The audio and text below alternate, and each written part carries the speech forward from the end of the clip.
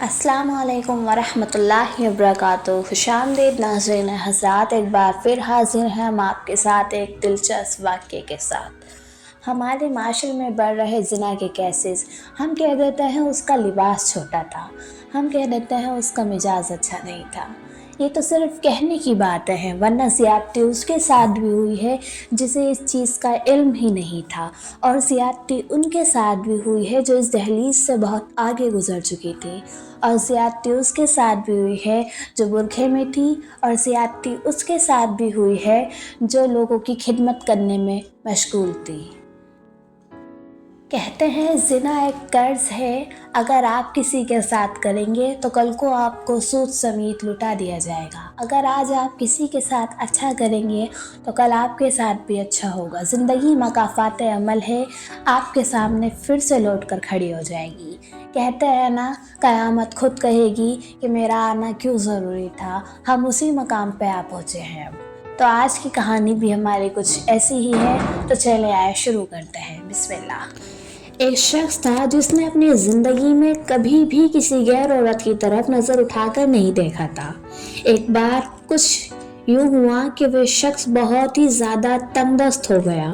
نوبت یہاں تک پہنچ گئی کہ گھر میں فاقے شروع ہو گئے۔ اس شخص کی ایک جوان بیٹی بھی تھی۔ جب فاقے انتہا بڑھ گئے تو وہ لڑکی اپنے چھوٹے بہن بھائیوں کی حالت دیکھ کر غلط قدم اٹھانے پر مجبور ہو گئی۔ دل میں ارادہ کر کے گھر سے نکلی کہ اپنا جسم بیچ کر کچھ کھانے کا سامان کر لوں گی۔ وہ گھر سے نکل کر پہنچتے پہنچتے ایسے علاقے میں جا پہنچی جہاں پر جسم فروشی کی جاتی تھی۔ وہ لڑکی وہاں جا کر اپنی ادائیں دکھا کر لوگوں کو اپنی جانب متوجہ کرنے لگی، لیکن کسی ایک شخص نے بھی اس کی طرف توجہ نہیں دی۔ توجہ تو دور، کسی نے اس کی طرف نظر تک اٹھا کر نہیں دیکھا۔ لوگ آتے اور اس کی طرف نظر اٹھائے بنا گزر جاتے۔ خیر اسی طرح کھڑے کھڑے لڑکی کو شام ہو گئی۔ وہ کافی دل برداشت ہو کر گھر کے جانب قدم بڑھانے لگ گئی۔ جب گھر پہنچی تو اپنے باپ کو منتظر پایا۔